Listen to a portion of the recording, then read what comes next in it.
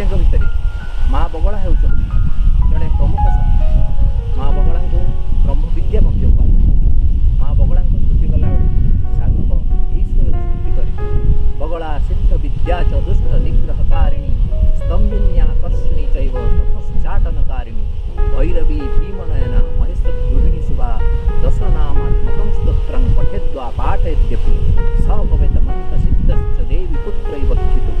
ओं माँ जगज्जननी माँ बगलामुखी देवी नमः।